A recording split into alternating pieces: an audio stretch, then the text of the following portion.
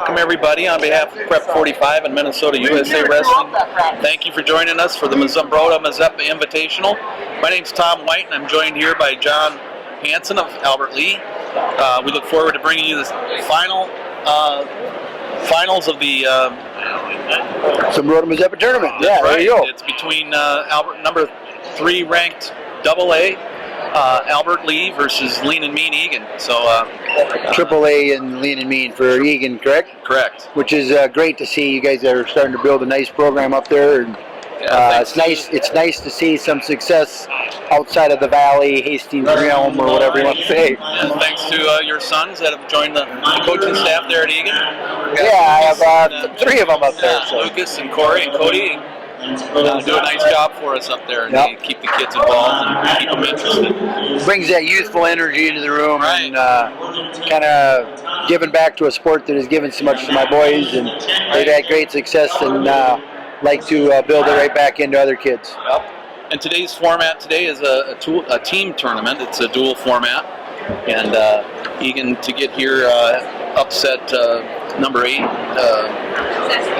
A schools, Zumbrota-Mazeppa, to get to the semifinals, and then they also upset number 8 AAA Owatonna to get to the finals here today. So, and then Albert Lee had their first round with Lewiston, Altura, Rushford, Peterson. One of them conglomerate consolidation co-op teams. Yep, southeast of Minnesota territory. And they beat Worthington in a close match. That was a great high school dual meet there. Awesome. I tell you what.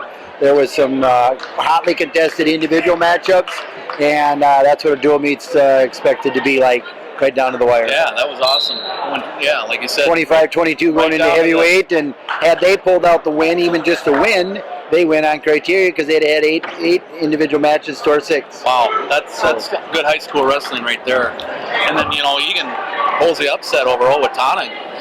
You guys went on a steamroll there to start that duel. Shutout going into the last 4 matches. They had Owatonna against the ropes, 39-0, and really nice to see that. Right. Yeah. Especially when we got Owatonna coming up next week for the kind of the Big 9 title there for our conference title. So. I'm sure Owatonna will be ready for you. It sounded like they had a few guys out of the lineup, but yeah, they're missing 3-4 people. Eagan, and good to see Eagan in the finals here today. Yeah, exactly.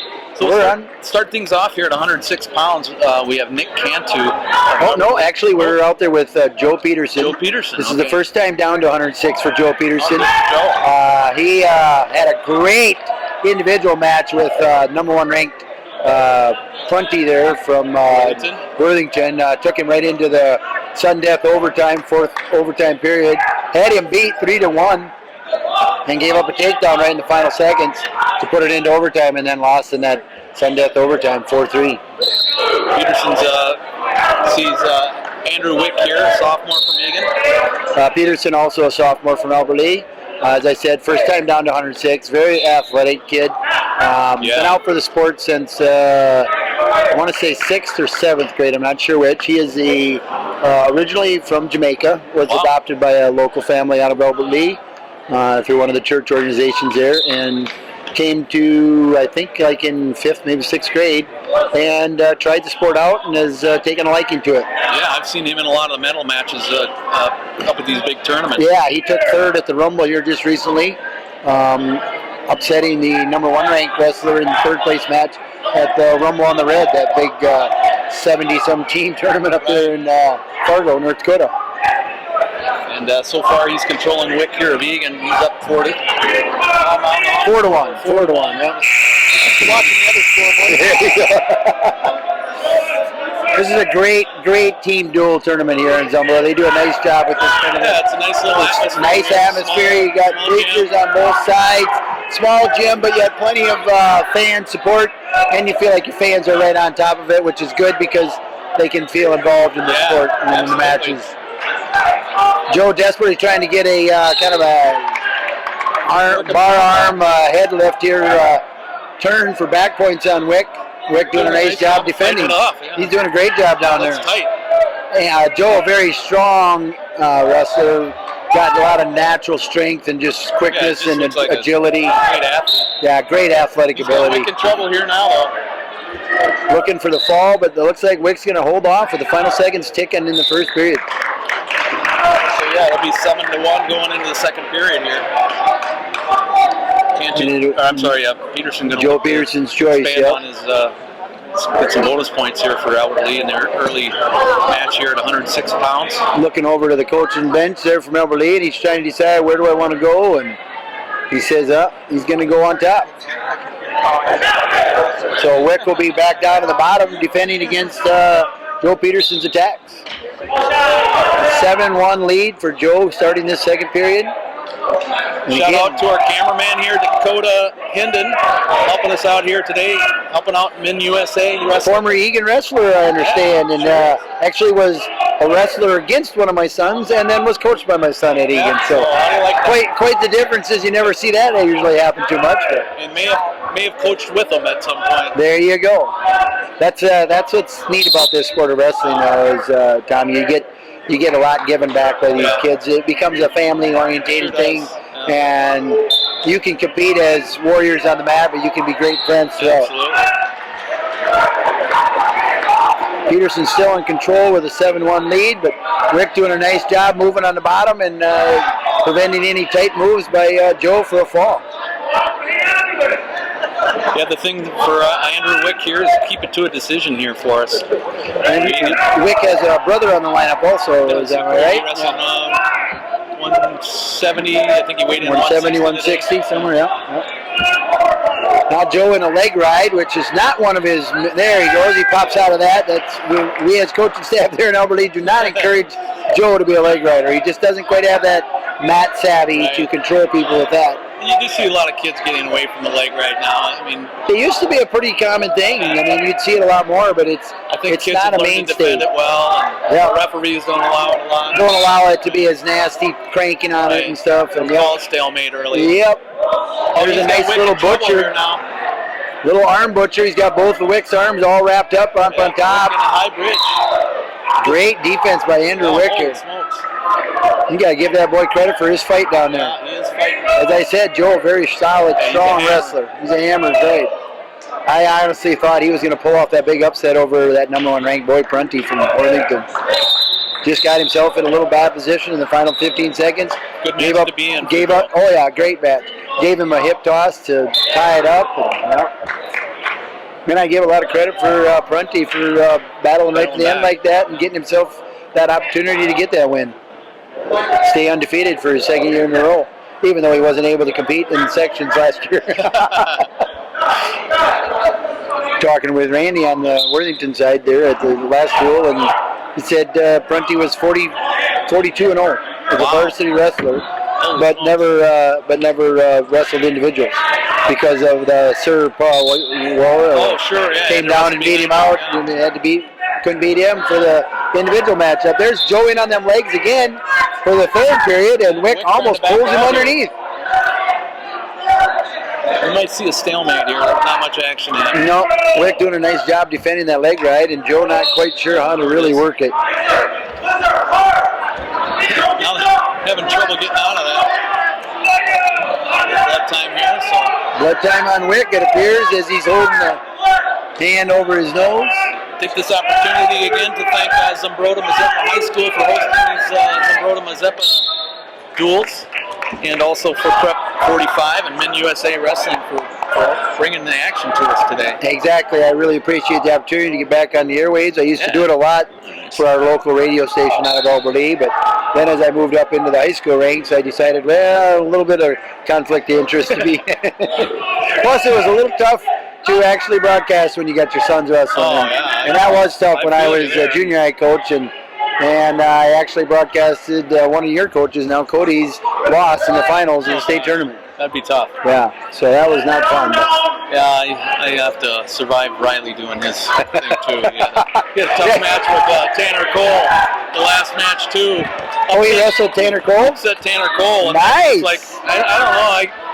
Folks, I apologize if I was fumbling for words all over. Oh yeah, but you get that way when it's going on. I tell you what. Intense. And Joe goes back to work on top here in the final minute 15 in the third period as he continues to grind away on Andrew Wick. Wick doing a great job on that bottom, not giving up the big points here. Now get that arm worked up on the back, and now trying to get it something solid. Got a hook out of it. He's got the majors wrapped up so far. Yep, 10-1 lead for 4-point score. He wants to get more, though, as he's trying to turn this into a back point situation here against Andrew Wick. Wick doing a great job holding off his back here. Joe trying to get himself tight hold here. Oh, and Wick's going to pull his arm back out of there. Wow. Joe's giving him everything he can. He's pouring the cobs on as hard as he can. Yes, he is. He's really turning everything loose on him, trying to get stuff tied up. But, you know, in a dual situation, you got to give all the credit to Andrew in this one here, because he's doing his job. You know, people watching this sport sometimes don't understand the dominance of one wrestler. Yeah, you know, and they just think, well, that was a terrible match. He got killed. No, he did his job. He did his job. He did his job. You know, he kept it to a 4-point, not a 5 or not a tech or a fall, you know. That's huge in these dual meets. And Andrew Wick's going to keep it to just a major here. 12-2 in the final seconds. Good wrestler Joe. Oh, yes. Joe in the rankings, is he? I'm assuming after that duel, or a little matchup there with Prunty, he will move up. Jacob, #1 ranked boy, and he took him into that overtime period. Showing up at the Rumble. And a good show of the Rumble, he may appear into those new rankings. I like watching Joe. He's a good wrestler. Early 4-0 lead for the Albany Tigers in this duel with Eagan. Next up, row for Eagan is Jack Johnson McPherson. He'll be going against. He will go against Jake Johnsrud. Jake is a sophomore. Started out the season for us at 113 pounds and then dropped down to 106 when all our other guys made their move, starting with Aldrich and Glazier and Ignashevsky, and then Joe, of course, dropped in down at 113, which forced Jake to go down to that 106-pound weight class, which he did very well for us, and now moved back up to 114 when Joe dropped down to 6. So they switched roles here. Yep. And Johnsrud back in on a nice takedown here. He's working the cradle against J-Mac. He's got a near side cradle going, trying to get it up tight there. Coach Goodnature screaming, don't jump over them legs, just hook them. He's got her tight. Jack doing a nice job on the bottom, fighting this to make it any tighter. A lot of time on the clock for this situation for Jack. And there's the fall as Jake was able to continue to just keep driving.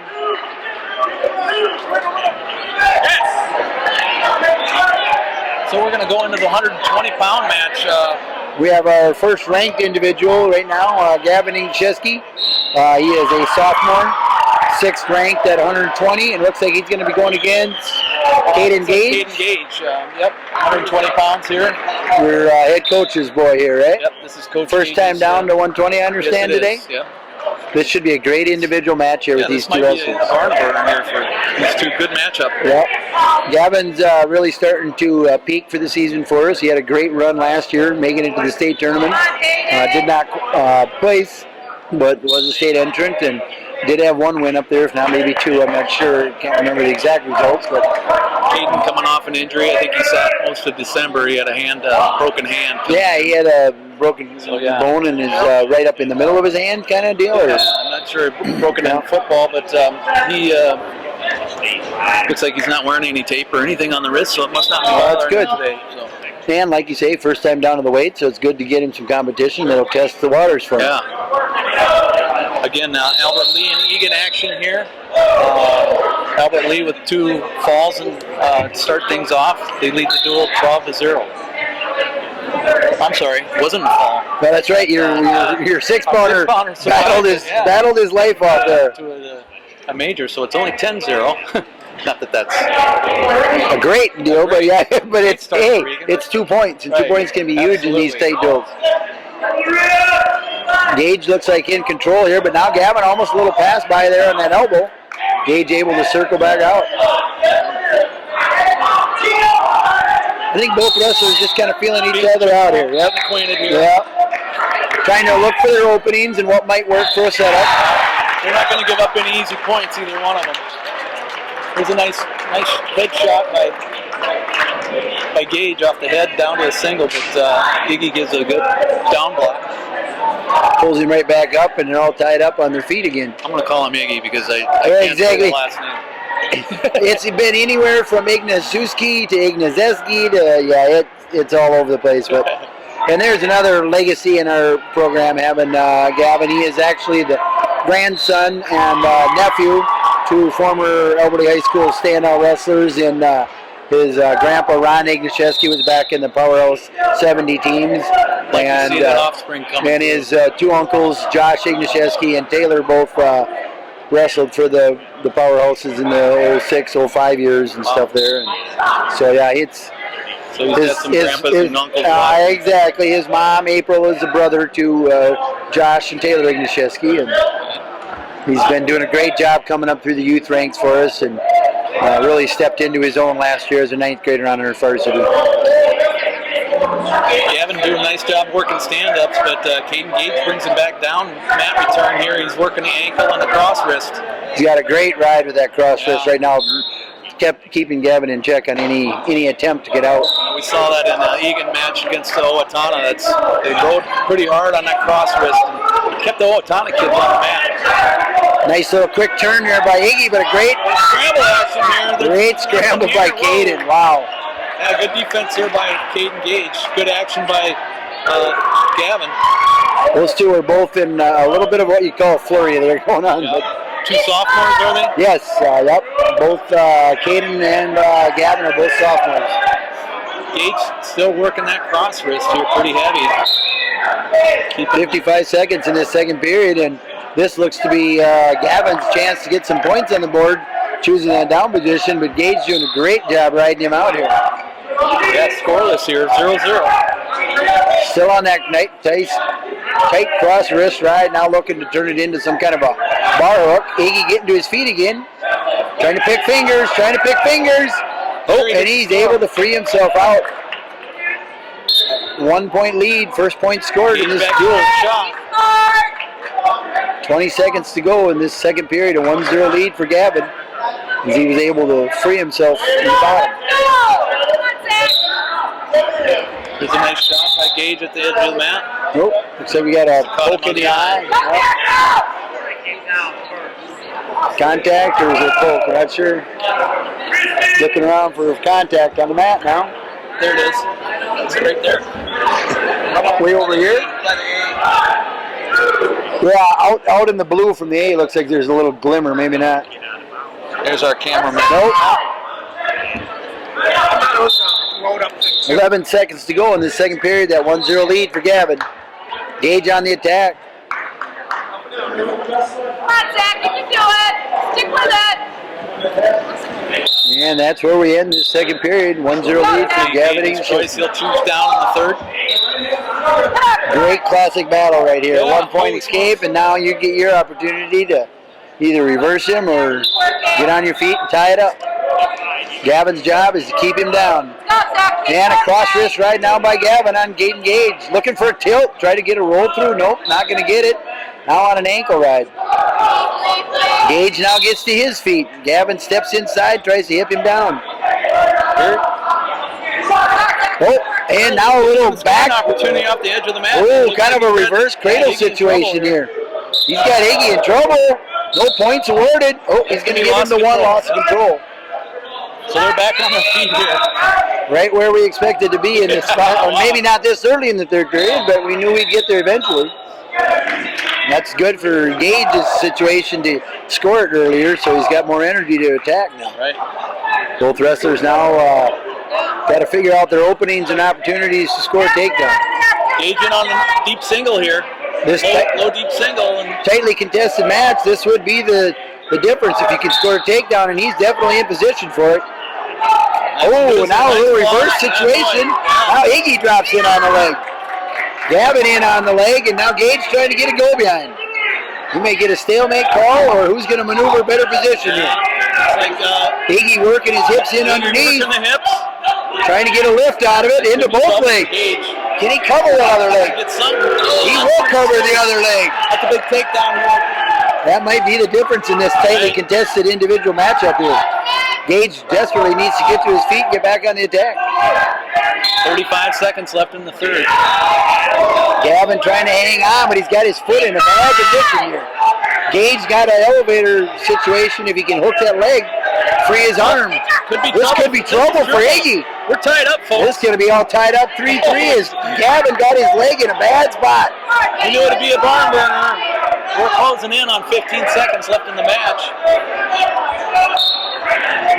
Down to the final 8 seconds. Gage on a nice armbar ride, trying to get a turn. Iggy got his legs posted out there. Runs out of time. Wow. This is just like that 106-ball match we started the Worthington duel with. Right down to the wire, somebody comes from behind, scores, and then goes right back on their feet and goes after it in overtime. Hey, it's getting to be the season where these kids are scrapping for everything they got. They want some good seedings at the second turn. Exactly. They want these matchups are important. Yeah. Nice feather in the hat for Caden to knock off a ranked wrestler here if he pulls this off in overtime. And a good one for Gavin, you know, a AAA guy that probably will be in the rankings or making a run here. So Caden was in the rankings early in the season here, 8, 9, somewhere in there, but fell off as of late. But now down to 120, may sneak back in there. Yeah, it's a good weight for Caden, coming down to 20. Got a contact issue here for Gavin Igniszewski as he's working the clear. Looks like it might have folded up in the upper eyelid or something. Always fun. Now, I wore contacts when I wrestled in college, but never in high school. And then I wore them all the time coaching, but I never had issues with them popping out or rubbing out. And here we go into that first sudden death 1 minute overtime period. So yeah, winner, or first one to score here wins the match. Thanks again for tuning in to Prep45.com today. Zumbrota-Mazeppa Zules in the finals action here between Eagan and Albert Lee. We're in overtime in a 120-pound match. Gavin Igniszewski versus Caden Gage. First one to score wins. I didn't. Did you see, Tom, who got the choice in the I did not. individual deal as far as putting the wrestler out first or whatever? Because I knew this was a move that you guys could have made up or down right here, right? Yep. Where we didn't have really a move here, but we have two very solid boys back to back with Gavin and then that Zach Glazier at 126. So I wasn't sure which move you guys would make and who had to present first here. So I'm not sure. Oh, and a stalemate call as it looked like Gage was almost coming around to hook that leg. 18 seconds left here. And these are two teams that, if you have to survive the overtime, both are in great condition. They got great coaches. Yep. So Gage in deep on that single, trying to cover the other leg. Gavin does a great job. Now trying to get under the arms for two, but can't get behind that other arm. Great scramble at the end of that overtime, first overtime period. Second overtime. We travel into the next here and decide who goes up or down. Gage will defer his choice. So Gavin's going to go down when he's a little fresher here and try and score first again in that overtime. So folks at home, second overtime match is 2 30-second periods. And it's basically just like a match. One wrestler goes down, then the other goes down the other period. Yeah, it's not any sudden death type deal here. You can get that escape, but they can turn around, take you right back down, and then they got a 1 point lead, or even a fall could happen. And so we're all knotted up 3-3 here in the 120-pound match. There's a nice little hip toss by Igniszewski, but he can't quite free his arms. Is he able to get to his feet? He does break for the one, right in the final second of that first 30-second overtime. Wow, what a great individual matchup. That was tough giving up points in that last closing second of the match here. Now Caden Gage has work to do. Oh, and we got a caution. Elderly wrestler Gavin Igniszewski sagged off and kind of jumped the whistle there a little. A 4-3 lead for Gavin as we go into this second 30-second overtime. Now, if it ends this score, it's over. But if it ends up another tie, then we go back to a sudden death 30-second deal. So nice leg ride, or ball and chain leg ride by Gavin Igniszewski. Gage looked like he's setting up a roll down there maybe, but Gage got to get his head up off the mat, which he does. Now coming to his feet. Gavin trying to cling and keep him down, but again, he got his darn leg hooked underneath in front there. That's what gave up that reversal early. Oh, but he rides him out. He gets the ride out and wins the match by 1 point, 4-3 double overtime. Wow, that was a great individual matchup. Great individual matchup. So that'll be a team score 15-0 in favor of Albert Lee. Coming into the 126-pound match, we have Michael Murphy going against Zach Glazer. Zach Glazer, third ranked in the state, coming off a third place finish at 106 last year. And then he had that huge growth spurt. Yeah. He's Glazer's a sophomore, right? Glazer is a ninth grader. Ninth grader. Oh, yeah, so he's a young, very dedicated kid. Nice ankle pick by Zach Glazer for the first points here. Murphy appears to be quite a strong wrestler. Yeah, Mike's just an 8th grader. Yes, an 8th grader. Yeah. Wow. So, takes a good kid to beat him. He won't back down to anybody. No. Very physical. I mean, strength-wise, Yes. he appears to have good power. Normally has pretty good position. Good slide by there by Zach. I think the weapons of Glazer might just be a little too much on Murphy here. Zach is one of those boys, as I said in the last broadcast, very dedicated to the sport of wrestling. Very good technician. Very good technician. Does lots of traveling to get good competition. And in the youth and even now with practices, he'll travel to the cities, to Minnesota Lead or some of those kind of places for off-season training. And I know Murphy's a Pinnacle kid. So. yep. I'm not sure if Zach does Pinnacle. I know he does Minnesota Elite. He might do some Pinnacle. Great programs for the state of Minnesota for promoting wrestling. Both of them. Oh, You look at Glazer gets Murphy down on a takedown again. and has an arm bar hooked up right away off of it, but not a lot of time on the clock for it.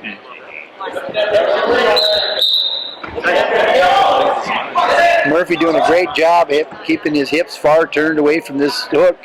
Glazer had to release it and try something else. 24 seconds on the clock in this first period. 6-2 lead for Zach. Liberty Tigers lead the duel 13-0.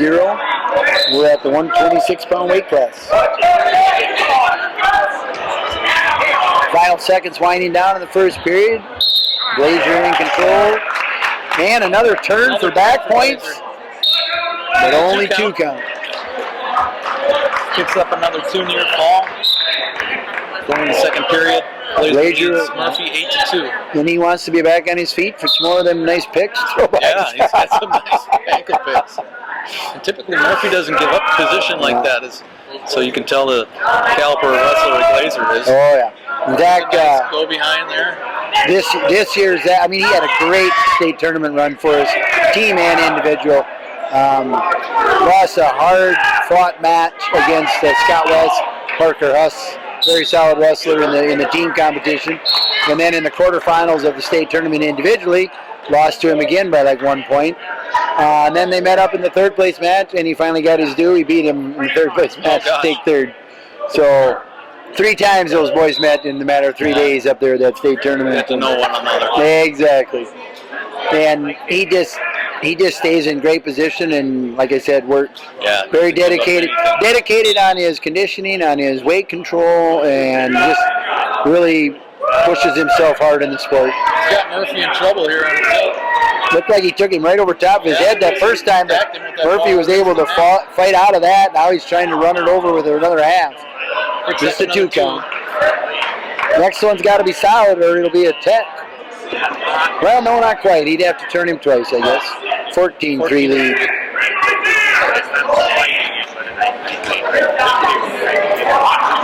In the third place match, it looks like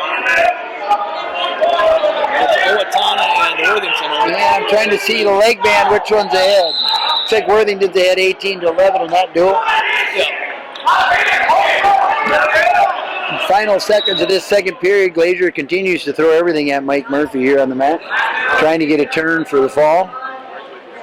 14-3 lead. They're hard on that half again. Murphy doing a nice job defending, but now this time he runs it all the way around, and he's got it tight, and it looks like it could be done. It is. 3 seconds on the clock in that second period. That's tough to give up that. Murphy not happy with himself, but he's got to realize he went against a very tough competitor there. Absolutely. So it's a shutout going for Albert Lee. They're winning 21-0 here. Going in a 132-pound match, we might see another good matchup here between... Looks like it's going to be Garrett Aldrich, our 2-time state champion for Albert Lee, as he's stepping out of the mat, but we do have another individual ready if they decide to change. They're going to send Logan Scout. Depends on who has to send first here. Yeah, let's see. Yeah, looks like Albert Lee had to report first, and they put out Garrett. And Eagan has chosen to hold back Riley White and send out your alternate here, right? Yes. Well, this is kind of our normal lineup. Well, has been. Until your guys just went down. Yep. Nice headlock there by Garrett Aldrich, trying to get this one done quick. Logan may be the sacrificial lamb here against the two-time state champ Aldrich. Yep. There's another solid kid for yeah. Another boy that coming up through the youth just kept getting better. You know, he had plenty of success as a youth, but not was the same technician that he is. Exactly. When his state tournament is freshman year, and he won it at 106. That was a steady climb through every match in that day's state tournament. Absolutely. You could just see the confidence level, the attitude on the mat. And there's a 42-second fall. Here for Albert Lee. We're up 27-0 going into the 132-pound match. Eagan will send out Riley White. We'll see if we can turn the tables on him here. Get Eagan back and going and get something on the scoreboard for you guys here. Eagan definitely wanting the mismatch in this one, hopefully. We'll see. I don't know. It'll be Ty Harms for the Albert Lee Tigers. Ty's a solid boy, and one of them kids that, you know, just kind of always there for us, always in the lineup, and we'll battle. Yep. And he's a ninth grader? Sophomore. Ty's also a sophomore, yep. And Riley's a senior this year? Senior, yep. Riley coming off. That had to have been a great feather in his hat pulling that big win over Tanner Cole. I mean, what did that score end up being? Like 5-4. Wow, nice. Those two met up at the Rumble on the red, and I think it was tied going into the third period. Yeah, I thought he had a great duel up there too. It was a great match. Good match. So we thought big expectations or big matchup for Riley and Tanner again today. So. That'd be a good boost for him for his seeding purposes and whatever and everything else. Yeah. He's a brawler. Riley down at 132 pounds. Yeah. So first time down today for him? Or? He's been down this is his second week, I think, now. So there's a little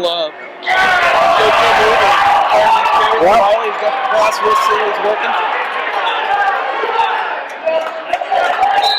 That was a real nice fireman, and he grounded out very nice. Kept control of the arm all the way through it. It's usually how you're going to win that position and get that. Harm's doing a decent job of keeping his hips. He might get a stall call here, though. Riley got a nice ball and chain, or as you call it, there he's got something. Quick bounce off his shoulders by Ty Arms there to. Nice little miss. Oh wow, he did prevent that. I thought maybe it would get a 2 count, but didn't get anything out of it. He bounced straight out of that one. Riley really going to work on him though. Couldn't work the bar one way, so he did a misdirection. Yeah. He's doing a great job riding them arms and wrists on Ty Arms there.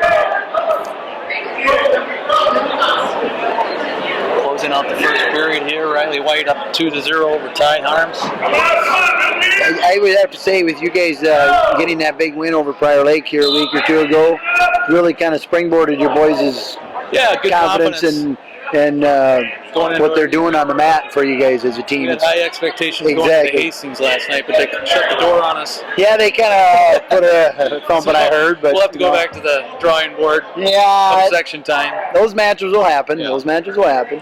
Well, like I was telling the Worthington gentleman I was with last broadcast here, Randy Michelson, is that we pulled off a win over Hastings, but we only won 6 matches. Yeah.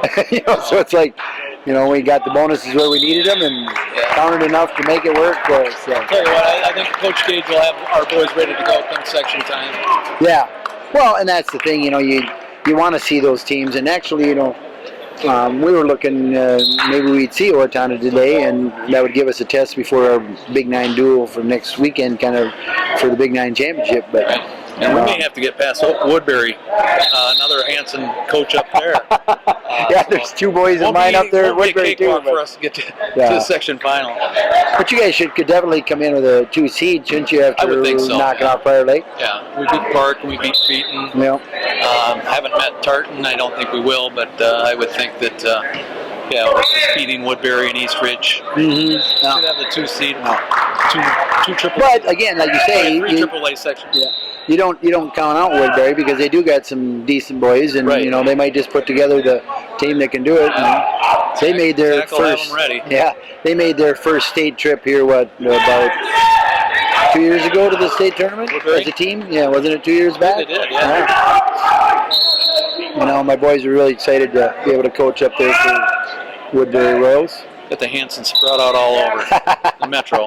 Yeah, they got the South Metro covered. That's kind of Yeah, that's right. Oh, nice little tilt there by kind of just hoisted his legs right up over his shoulders. Got a 2 count out of it to spread his lead to 4-0. Definitely dominating the control of this match here over Ty Harms from Albert Lee. Ty doing everything he can to prevent it from being tight. I think is his job out there right now. Well, Ty's doing his job. And Riley's doing his, going for everything he can. He's just not quite getting anything locked up tight. See a half Nelson. He's working that wrist tie up very well and not giving Ty any openings for any scoring opportunity from the bottom. So Harm's keeping it close here, 4-0. Yep. Riley White leading the match here, going in the third period. We're in the 138-pound match. Zumbrota-Mazeppa duels, finals of this dual match competition. Albert Lee and Eagan. Looks like they've had quite a different number of good, solid teams in this tournament as I'm looking at the past champions. 2009, Simley won it. Zumbrota went back-to-back in 2010 and 11. Ellsworth in 2012, a very solid Wisconsin team. Barnesville back in 2013. And then Zumbrota in 14, and Albert Lee pulled it off last year. This is our first year in this duel. I think we're happy to get some good competition and wrestle some of the best in the state here. Exactly. This is our second year with it. He did a great job on that front roll and went right into back points out of it, reversal and back points, and he looks like to take a 9-0 lead with 1:10 left in this third period. Working that over-under leg ride.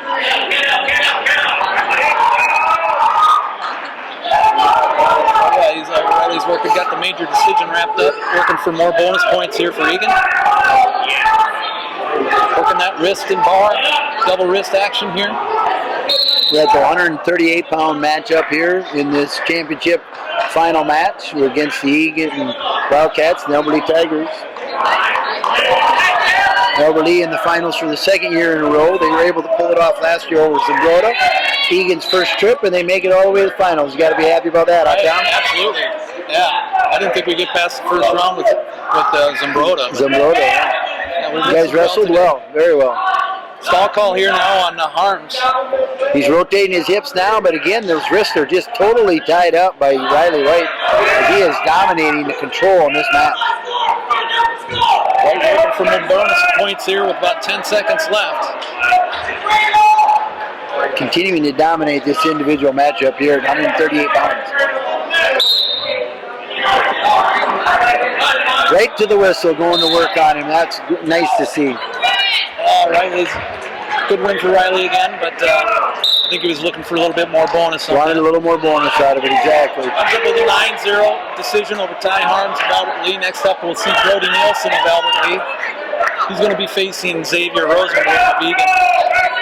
Xavier just back in your lineup after an injury recently here and having a good run, hasn't he, so far? He has had a good run. He's back in the lineup again, like you said, starting in January here. Xavier is a junior for you guys? Junior, yep. Brody's a 10th grader for Albert Lee here. Both solid wrestlers here. This could be a pretty good match here, too.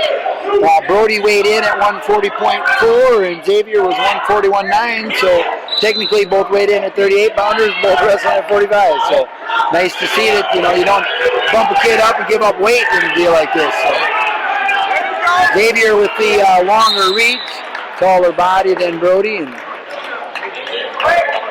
nice head pound and go behind by Brody Nielsen. Wow, that was quick. The quickness of Brody here. Now drops in on the legs as Xavier comes to his feet. Brody trying to hang on to that control, not give away the escape.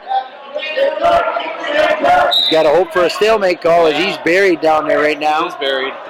Xavier doing a great job with his hips to sprawl him out. He might just work this into a 2-point reversal. He needs to get a big step across and try to hook that leg. Brody desperately just clinging to that leg. Xavier lifting on that far elbow, trying to break that lock. Brody rotating with him. Nice job, Nielsen. Oh, wow. Nielsen got his knees up at the right time. He almost got quarter Nielsen over to his back, let alone give up the one. That was going to be worse. He does give away the one. On their feet again. 2-1 match here at 145. Nice head pound again by Brody Nielsen. Xavier defends it. Both wrestlers working the wrist ties. Xavier had a tough first round match up there. He lost to the tough boy from Zumbrota. Maverick Jackson. Maverick. Maverick Maverick Jackson. Yeah. Yep. Very solid boy in his Pretty own decent right. match. Yeah. Here's this double leg for Rosenblum. He's going to return Brody Nielsen here. Brody trying to hang on and get into a scramble situation. Something we just worked on this last week in the room about battling in situations. Do not give these up. And now Xavier trying to hip around, but Brody hanging on to that ankle. And he does fight it off. Wow, great scramble. Rosenblum might have been a little too nice on that double leg. I think he needed to get a little nasty on the face. Exactly. Get him in the air and then don't come down. I mean, yeah, you got to bring him soft, but you make sure it's enough force that he's not scrambling out of it. Right. You want to make sure he knows who's in charge. Try to create a little hip separation on the way up. Exactly. Xavier a little more on the attack now as they're back on their feet in the second period here. Not quite sure who took that choice. Might have been Brody. It's 2-1 here. Second period. Xavier on a little underhook. Both wrists all tied up. Now a head pound by Xavier. Coming around on Brody. He might have something locked up here. Brody trying to whizzer and drag out.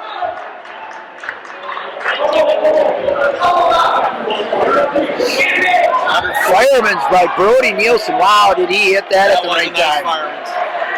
Just dropped right out of sight underneath Xavier on that nice arm tie-up. No back points with that, but and right to work on his cradle. His go-to move from the top is that cradle. He is deadly with it. Oh boy. He's going to score on this. He's getting back points. He's getting back points. Can he get the big fall out of it is the key. That's There's not many boys that have come out of his cradle.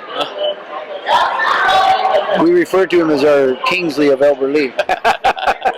Well, I think he's been up at Minnesota Elite. I've seen his face up there. I'm sure they taught him a cradle or two. Oh yeah. Oh, Xavier is able to work his way out of it, but not before the 3 back points.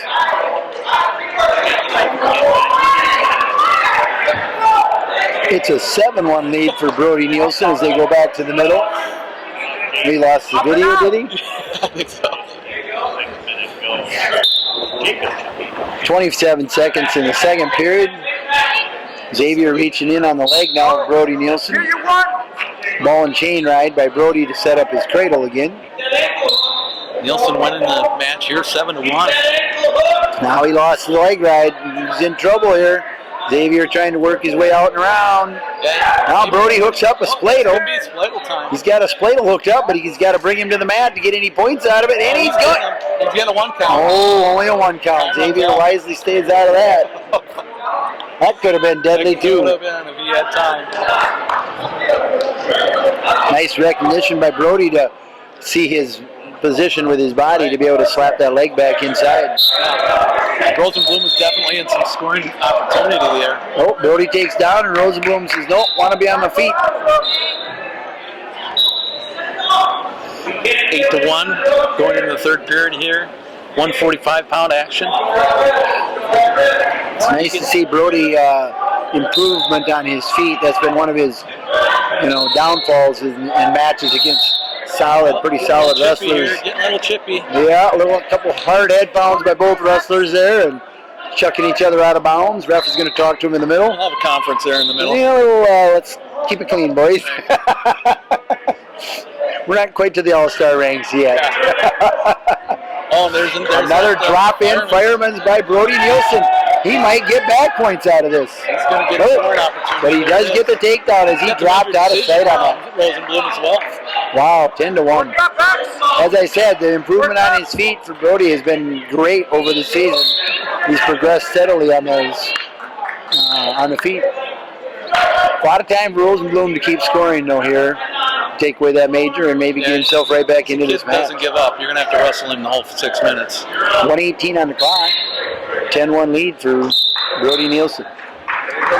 Quickly to his feet, a little hip lock action there.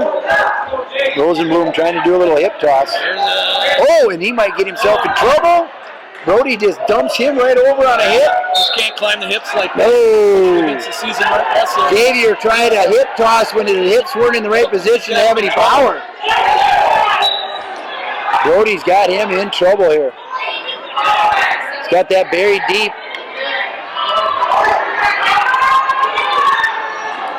Oh, bridging himself out, freed the arm. I give him credit for that fight there.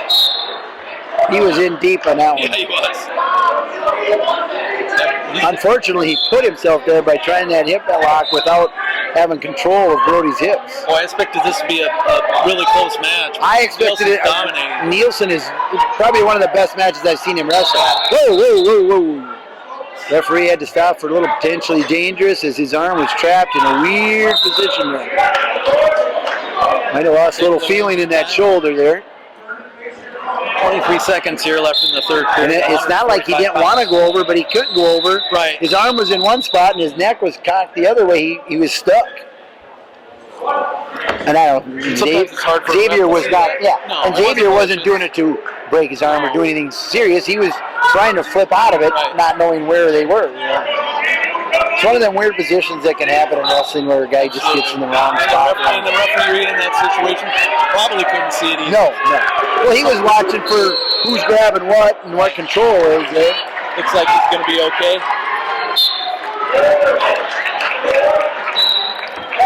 Well, you never want to see a match end with a serious thing like that for either side. This late in the season. I don't care who's winning the match or the duel. You don't want to see these fellas go down with it, especially at this time of the season. You can pretty much say goodbye for the year. But talk about Peyton Robb having a. How bad is that finger? What it was, but it's a broken finger, is what I heard. But I just don't know. Xavier again, quickly to his feet. Tell you what, you're right. He doesn't have any quit in him.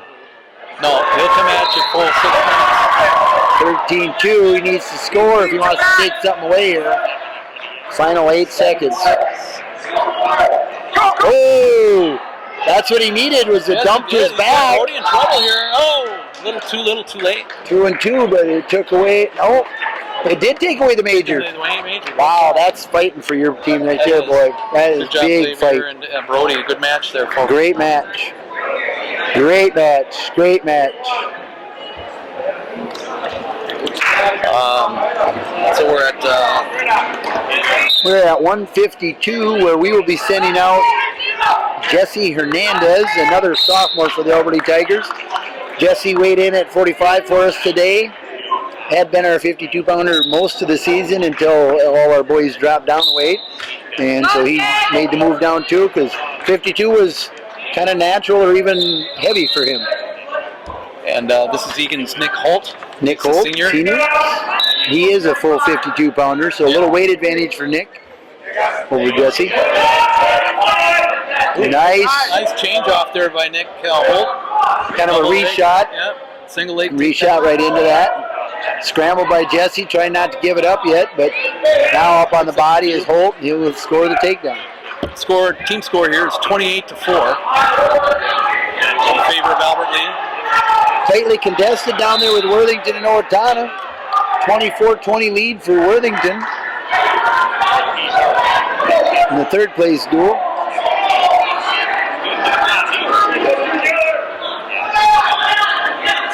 Nice cross wrist ride here by Holt on Jesse Hernandez. Nick's been a perennial starter for the Eagan Wildcats, hasn't he, through the years? Yeah, he's been brought up through the program. Got 20 years experience. Did he make a run to the state tournament one year, or is he not qualified? Not quite. Okay. Jesse just made the lineup for us this year in the varsity. Had a great 9th grade season last year. I think he made it to the finals of the 9th grade individual tournament. Good job. And, so just the problem is he's kind of in that gap where he's got seniors above him, and he's got young, really solid kids under him, and so he makes the position where he can. You know, he's going to have to make fills the in when he can. Exactly. Better. Yep.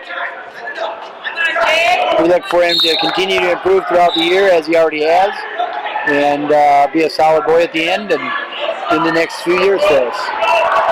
Yeah, he looks like a decent build kid. Yep.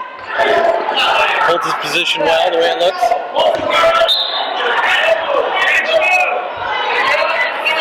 Nice knee slide up for. Just couldn't quite finish as Nick was able to cover and get tight with him right away.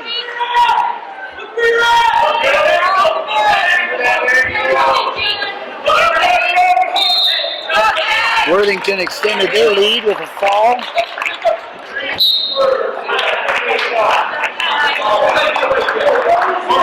Looks like Nick Holt deferred his decision to start the second period there. Looks that way. And Hernandez takes down. On, Jake. 4 seniors in your lineup this year, Tom? I think we have 5. 5? We have,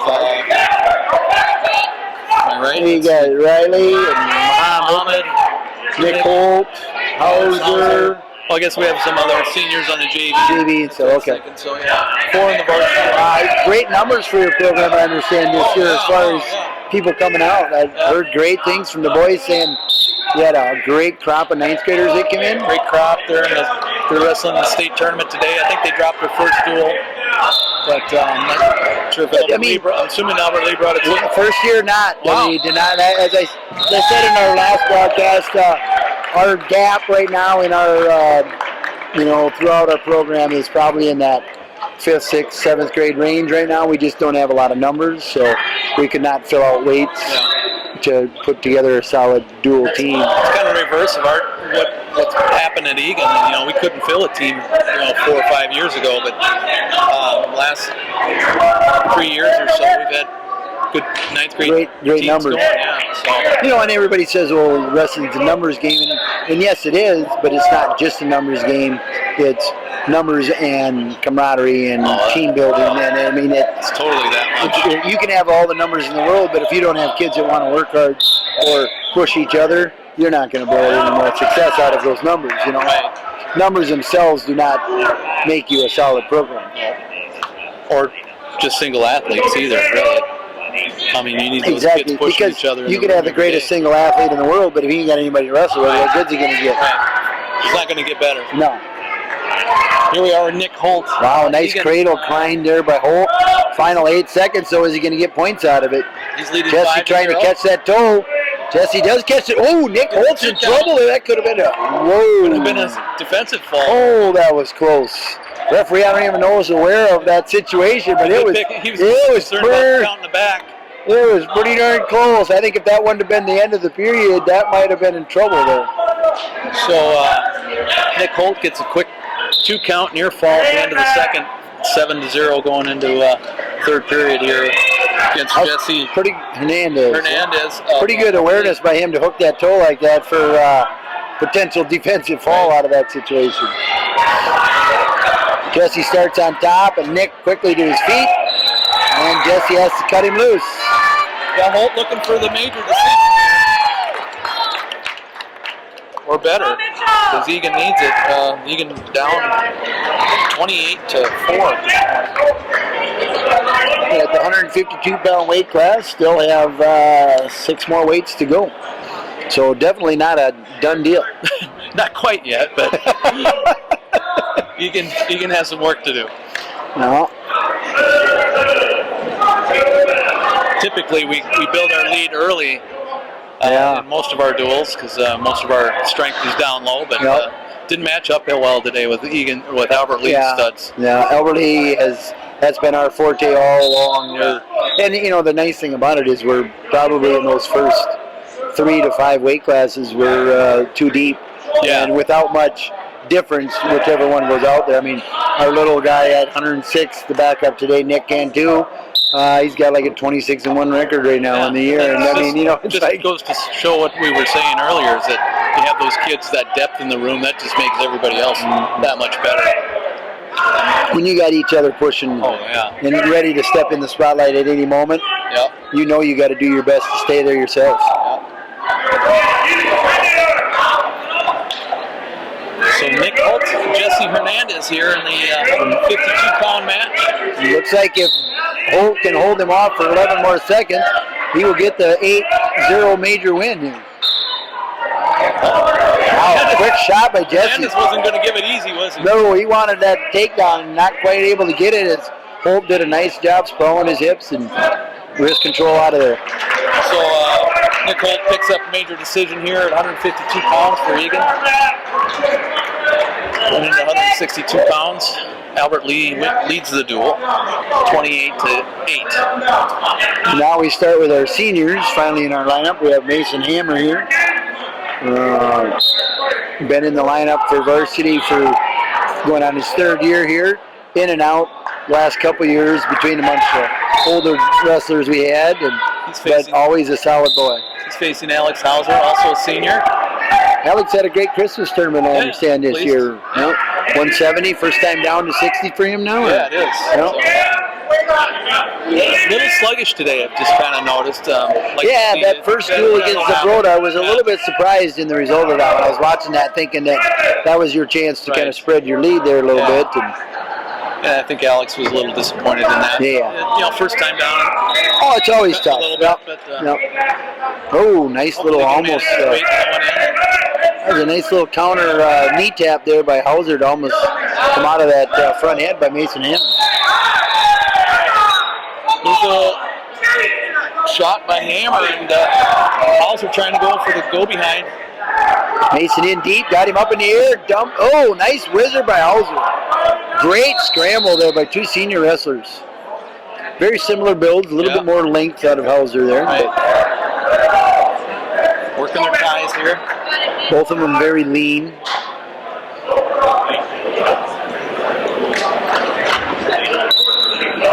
Kind of a straight-in shot. That's not going to work too well. Well, that's Mason's forte too. It's just pretty much straight-in shots. And like I said, he's one of them really solid wrestlers, but just never really turn the corner to being great. We can always rely on him. Good workhorse.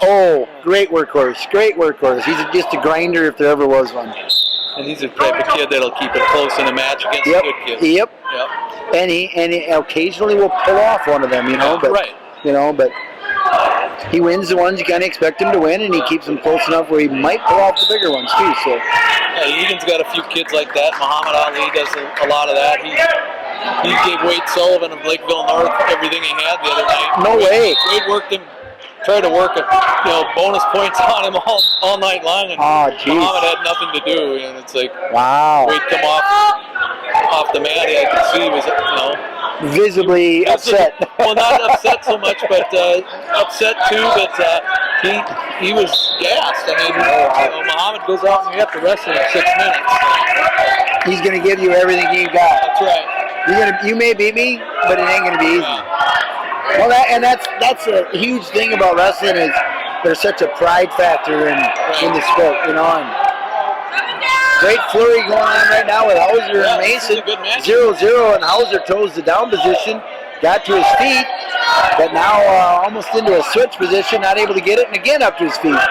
This time does get the 1-point escape. That first point in a tightly contested match, very important. Could come down to your decision in that fourth overtime. Oh, wow, nice low ankle pick there by Hauser. Almost like Mason just kind of forgot where he was for a second there. Nice job staying with that. Mason, one of our 2 wrestlers on our squad with diabetes, actually 3. We got another boy that came out this year in JV squad that's diabetic also. It's a tough thing to maintain and control, and you just never know. You just never know when you get into tough, hard competition like that what it does to your body. Sure, you can be checking your sugar level and everything, but then all of a sudden you go hard exertion, and the next thing you know, you're just something else you have to worry about. Exactly. Plays games with your head. And we have seen matches where he's right there thinking, oh, he's going to win this, and all of a sudden you just know that tank went empty. Yep, that tank went empty, and it went empty now, and there's no replenishing it. So there's a nice stand-up by him. Nice lift by Hauser. 34 seconds. Hauser maintaining control. Now into a leg jerk situation here. Over-under here. Trying to get that high shoulder and get a turn out of it. Mason trying to control that top hand. He needs to hip into it a little bit. Yeah, he's not using the leg pressure enough to get the turn. If he'd hip harder instead of worrying about the top hook, he'd have it. And now he's getting the count. He's going to pull off 3 out of this with 9 seconds here. Mason just trying not to get too tight on that. Got the 5 count here. We can't see it behind the camera here. He will take a 6-0 lead into that third period. From a very tightly contested match to almost a major going on here. Yep. So yeah, we'll see. Hauser definitely probably work for some bonus points here. Mason going down under him here.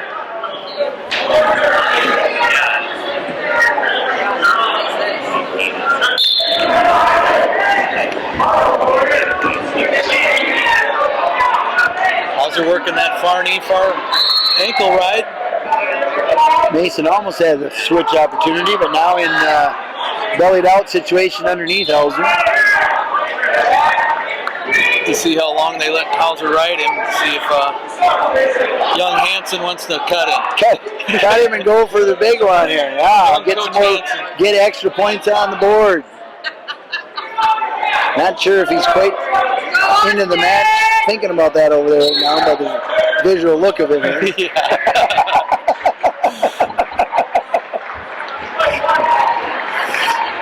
Mason all bellied out, and Hauser staying on that.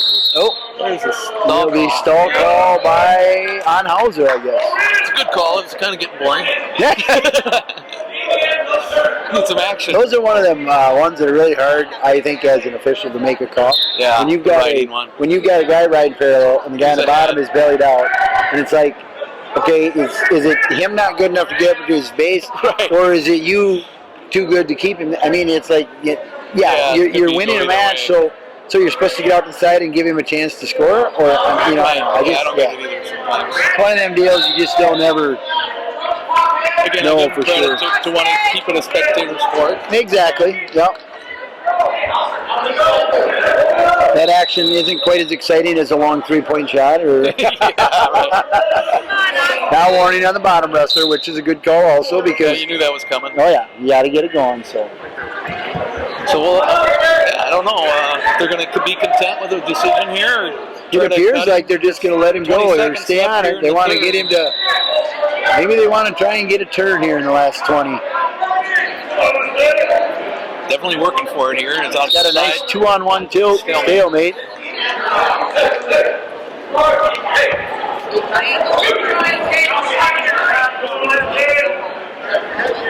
I'm a little surprised we don't cut him and go for the bonus. But yeah, especially when you had a minute plus. Out of the match here at this point. I don't know. Not sure what their thoughts process was. I give Hauser credit. He's grinding. He wants more points. He knows what his position is here. He's within that range to get that extra bonus point. He went for it. 6-0 decision by Alex Hauser over Mason Hammer. Makes the duel an 11-28 score with Tigers out front. Moving into 170 where we come up with our other senior here, Chris Nelson. Chris again in and out of the lineup the last couple of years amongst some of our other seniors that are now gone. And he'll be facing sophomore Alex Wick. The other Wick combination. Quite a bit bigger than his 1 year younger brother. He grew a little bit over the summer. He must have found his way to the fridge more than Andrew. Yeah, right.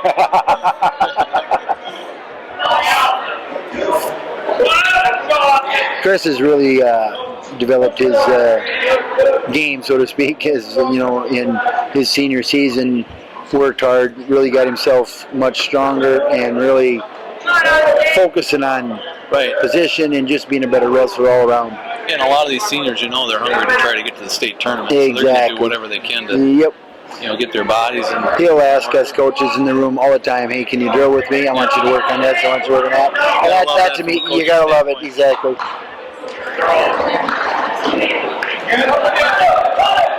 And he's started to get more of the understanding in this sport that it's not all about doing every move perfect. And it's got to just work right. Yeah. Sometimes you just go with what's there. Sometimes you overthink it. Exactly. You got to go by feel. This is a feel sport. Yep. Oh, it's no. I mean, you could say that, and people talk about, well, he's in the groove, like your guy's hitting a lot of 3-point shots. Yeah, right. It's a feel. You just have that feel, and this becomes a feel here too. He's and Nelson riding Wick pretty hard here in the first period, grinding on that bar arm, trying to get it up on his back. Still not decided over there in Worthington and Owatonna match. He must be about 195 right now, or I'm guessing. Brandon Moen out there. He weighed in at 84. No, he did weigh in at 95 this year, or today's tournament. Yep. He was at 95 for our match. Yep. He did bump up. Yep. I mean, he had been weighing in at 84, but today he weighed in at 95. Boy, does he look big. Oh, he's a big boy. What was he last year? 152? Yeah, I think so. Yeah. He put on some mass, yeah. Him and that Griffin Thorne who wrestled right before him. So. Wow. What a beautiful inside trip there by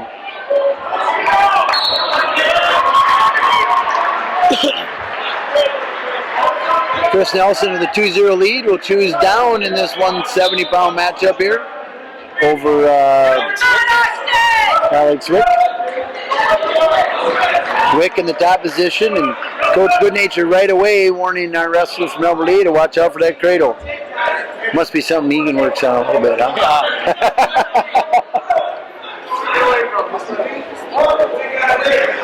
Chris trying to free his leg and rotate out there. Wick working that cross wrist a little bit.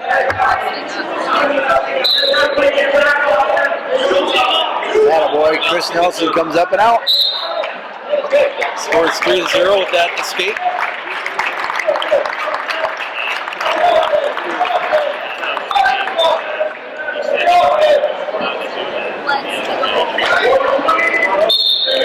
Ball call on Wick, backing off the mat.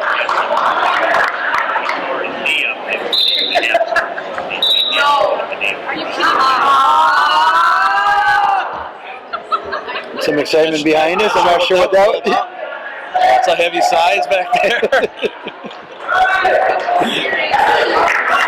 We missed out. It's behind us. I don't know what it was. Going on back there. Yeah.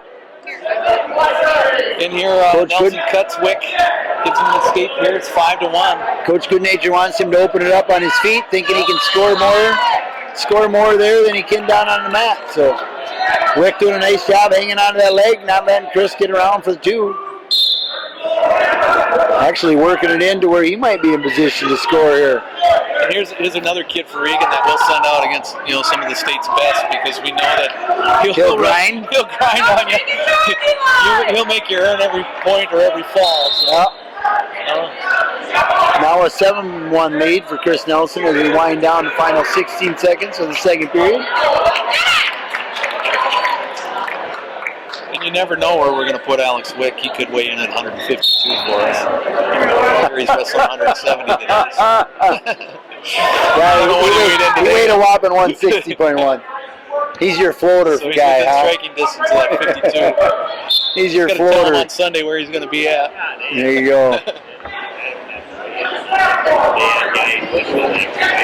A 7-point spread in that Worthington-Owatonna duel down to the final 2 matches.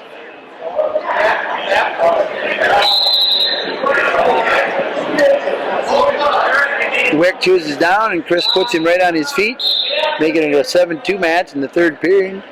Looking to get a couple takedowns here or takedown to his back to secure a major.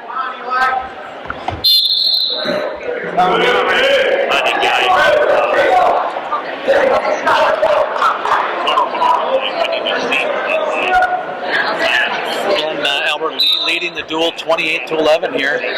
Nelson back in on a shot. Oh, nice counter by Wick. Counter, yep. And then we got scramble opportunity to Nelson. He's going to hook that leg, and he picks up the 2-point takedown.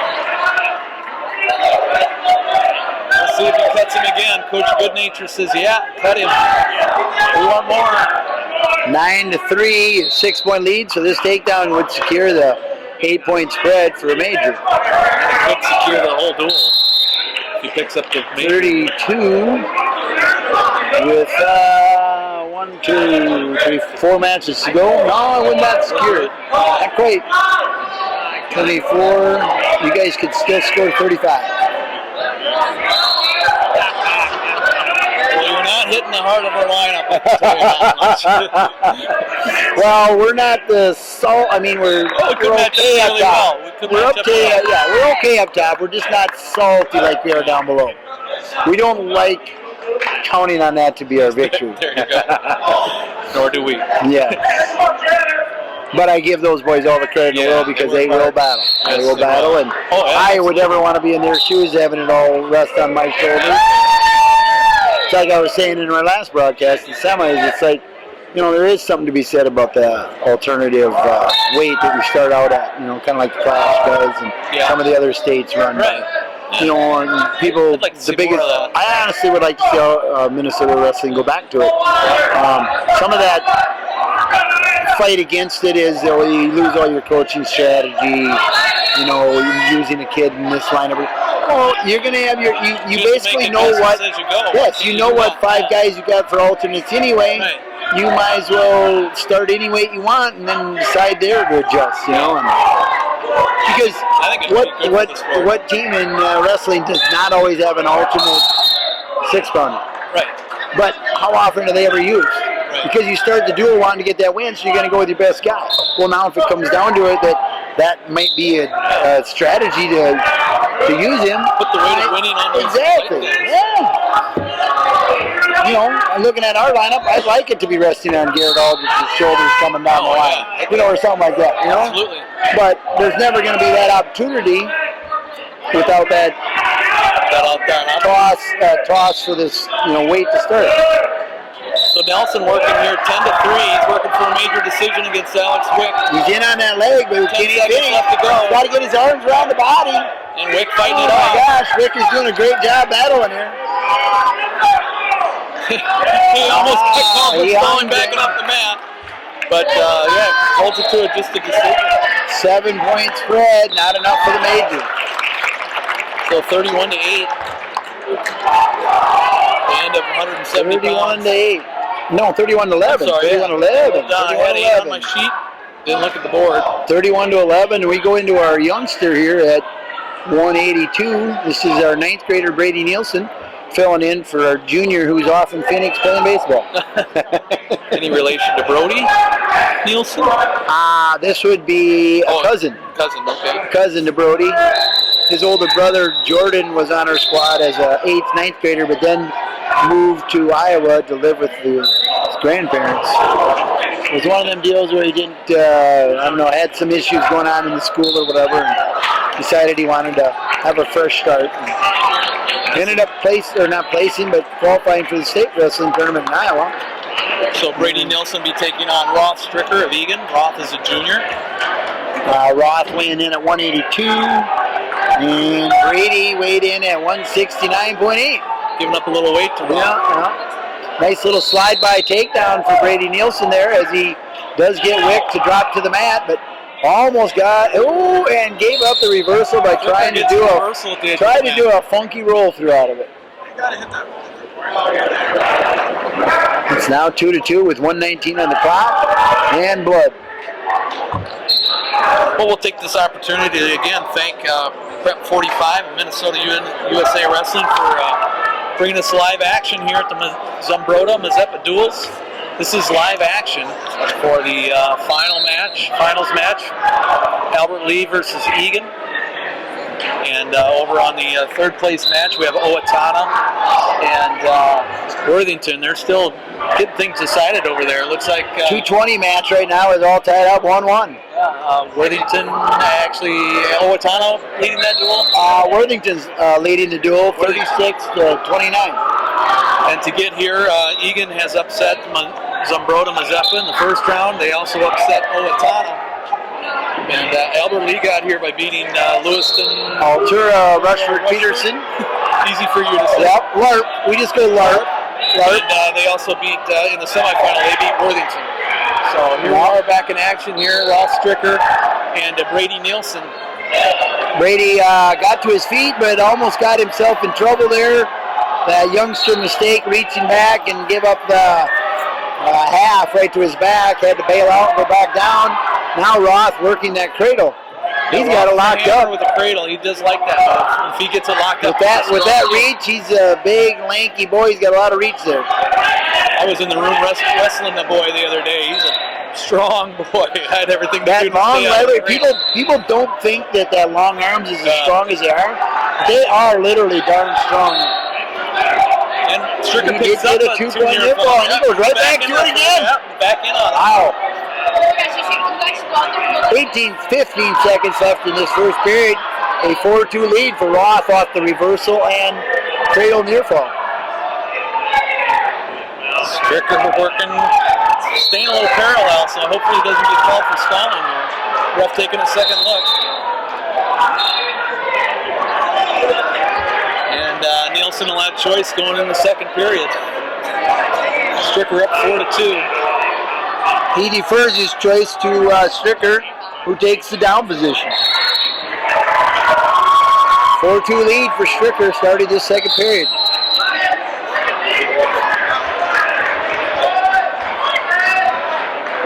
Brady trying to control the ride here. Stricker in a short sit.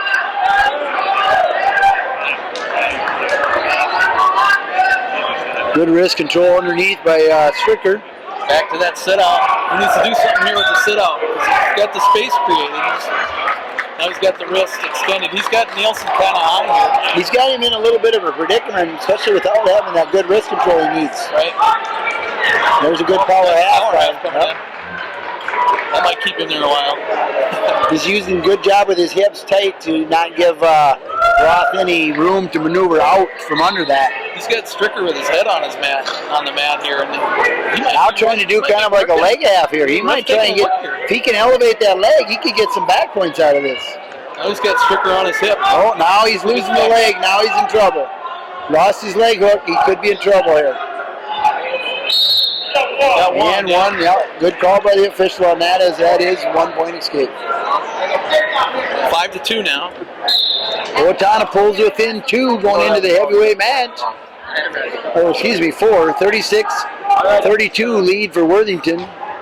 With the heavyweight match going for that third place duel down there. Funny how these matchups go, because Eagan was getting a shutout on Owatonna up like 39-0, and here now Albert Lee and Worthington were going neck and neck. Oh, back and forth through that duel. That was one great duel. And now we got Albert Lee and mopping up on Eagan here. Well, we got a good lead, yes, comfortable lead. Yeah, it comes with the matchups that you. It is. It's all about matchups, and you can get beat by one team.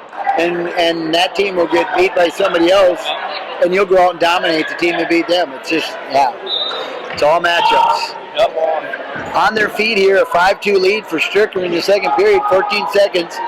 Final ticks of the clock here in the second period of this 182-pound match. Stricker in on a single here at the edge of the mat. Off the mat. No control. 5 seconds.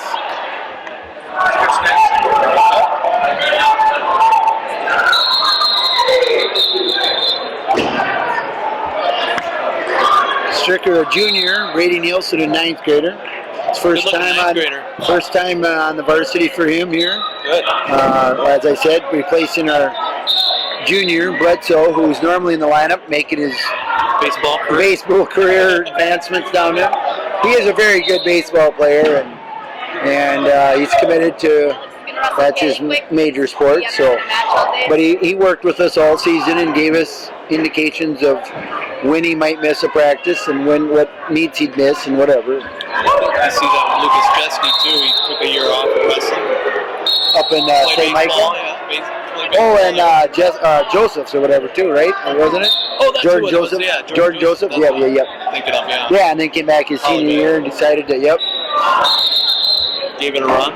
Yeah. Well, we actually had three people on our lineup that at midway through the fall were stories in the school where they weren't going to wrestle at all.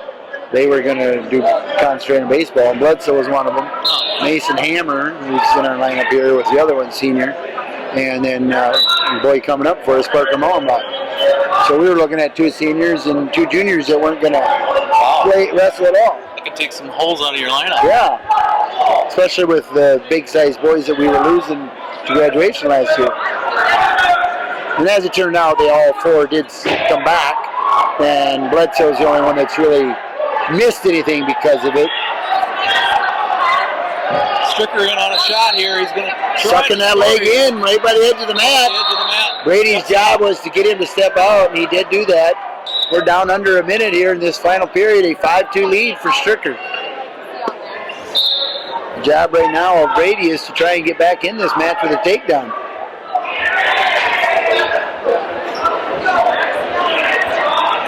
I give the youngster credit for his getting thrown into the wolves in this kind of competition, and I mean he ended up getting pinned by the Worthington individual, but he was right in that match also. Good experience. Just got himself in a bad situation, inexperience, with good wrestlers of what to do and not do. And he's picking up, he's learning lots today. Yep, he's doing a very good job. Looks like it's going to end up this 5-2 score here, but neither wrestler getting any advantage. Nice reshot by Roth at the edge of the mat.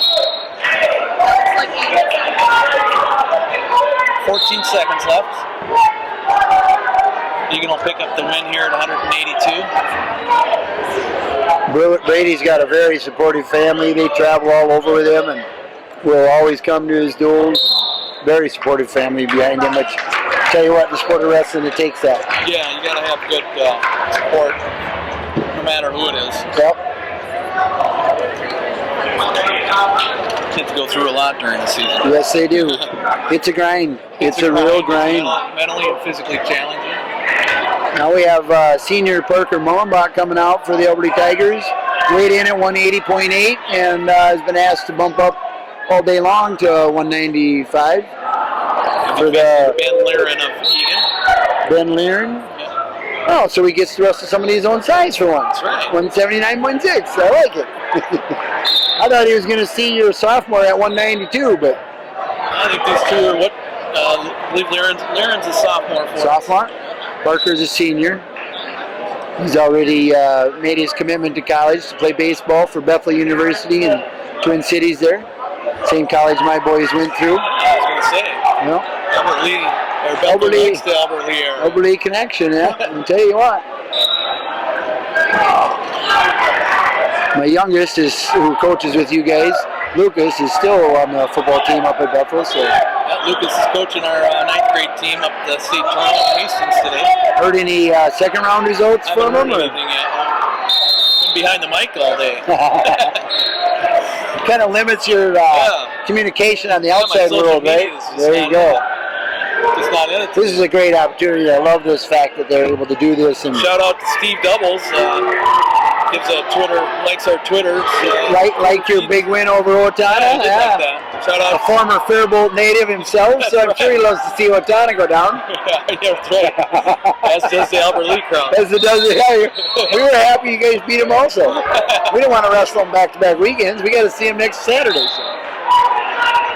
Kind of the big premier Big Nine conference showcase has been for many years now with Owatonna and Albert Lee, and Faribault used to be right in the running and actually was pretty dominant themselves, but as of late have had a little falling down. But again, I've seen them coming back too. So you never want to see a program just dissolve and go away. Right. Wrestling is losing too many as it is, So.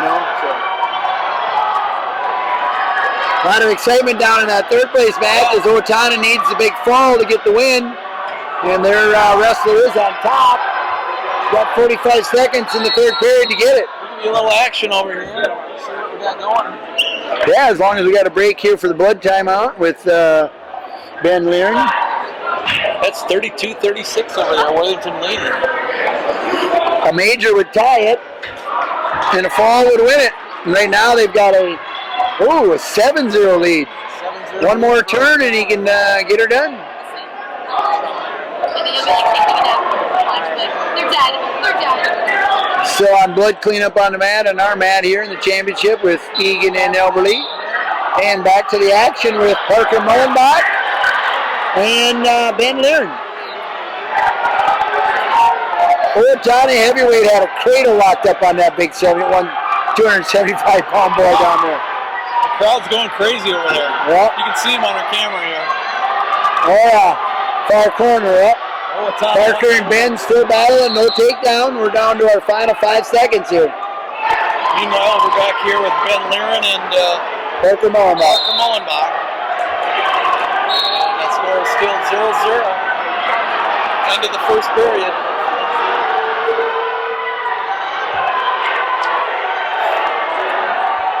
Ben Lehren for Eagan will take the down position, start the second period.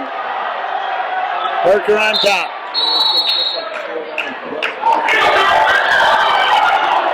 Two seconds left in that heavyweight match for that Owatonna boy to get a takedown. Oh boy. Parker goes right to his armbar hook up here on Ben. And Worthington will win that duel. So a tough day for Owatonna today. Ooh. Losing a cup, dropping a couple. They pull off the win to start the day with USC and then get upended by the old Eagan Wildcats. And there's a nice armbar turn by Parker and a fall. That was tight on the way over and stayed that way. Now that might put the nails in the coffin. We're out of contention here. But, nice win by the Elberly Tigers as we finish out the final 2 matches here at 220 and heavyweight. it's 37-14. Elberly Tigers over there, winning over the Eagan Wildcats at this point. Who do you have out on the mat here now? We have Landon Borges. Landon Borges. He's a sophomore. You got a lot of young big boys there. Yeah. That's nice to see in your room. I saw Owatonna had a lot of big young kids too. Yeah. So good to see these kids out competing. Look for good things to come in here in the next couple of years. Yeah, exactly.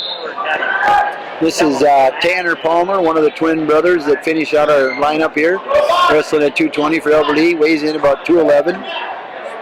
His dad is one of our coaches on our squad. Ryan Palmer, a former Elberly standout wrestler, took 3rd in state his senior year. Good to see the legacy coming back through. Yeah, especially coming back and helping. Ryan Palmer, on a side note, has probably got one of the most interesting stories with coaching one of our last state champions, Bryce DeBoer. Bryce was quite the interesting story. Very large young man throughout his whole life. Wrestled up to about 3rd grade, but basically bailed away from wrestling because the only person he could ever wrestle with was the coach because he was so big. And he'd go to tournaments and there'd be nobody to wrestle because his age and weight, he was just way bigger than everybody. So he walked away from it. I mean, always liked it and stayed, friends with everybody. We got him out as a 9th grader. And when I say out, he was on the mat probably 10 times. After a lot of coaxing and whatnot, ended up placing like 5th in the state, 9th grade state tournament. Oh, that's great. And then walked away from it again. And finally we got him back out as a senior. And he wins the state title. Wow, nice. After being pinned 3 times in the year by the Owatonna heavyweight. That's a fighter. It's a good story to hear. He's one of them ones that just put together what you'd call a smart premier match by match through that state tournament. Just stayed so focused and just did what he had to do to win every time. Palmer and Borges still getting excited here. Both have double headlocks. Oh, and which one fell first? And it was Borges going down under Palmer in that kind of reverse headlock tie-up. And now Tanner does finish it with 8 seconds to go. Tanner Palmer will fall at 220. Move on into the heavyweight matchup where we have the other Palmer brother, twin to Tanner, Matthew. Actually the lighter of the two. He weighs 205. You'll be seeing Abdul Seif. Abdul Seif, a sophomore, 230.4. Matthew pulling a great match out for us against Worthington. 0-0 match with the 270-pound heavyweight from Worthington. Got into a little scramble in the second period. Caught him on his hip, ran him over to his back and pinned him. Wow. 204 pounder? Yeah, 204 pounds against 271. Wow. Holy smokes. Because as I said, had he just even lost the match, a regular decision, Worthington was going to win it on criteria. So he had to win, and he pulled it out with a big pin. And it was one of those situations that if he got him to his back, he knew he had to finish it because he did not want to continue wrestling against all that weight, you know. These two twin boys of our coach Ryan Palmer have started wrestling in about 6th grade and still haven't grown into their bodies really. I mean, you know, if you look at their, they're type kids that as a college coach you'd be just salivating over them because you know what potential they got coming yet, you know. Kind of like a couple big Labrador puppy dogs with the big old paws that haven't really pulled out the skin. You know they're going to be a hybrid. Yep. And Ryan, our coach, their dad, said the same thing. He goes, I never really hit my stride till halfway through my junior year when I felt like I actually, you know, filled out my body. Right. Albert Lee has the lead here, 44-14. I'm sorry, 4-3, 14. A little throw by, pass by, takedown by Matt Palmer there. Got his hips inside and drug him down to the mat. Still working that right. That's tough. Yeah. He's got that leg. Grinding a half, taking him over on his back. He might finish this. He's got 40 seconds in the clock to get it done. Oh, almost a roll through by the Eagan wrestler, Seif.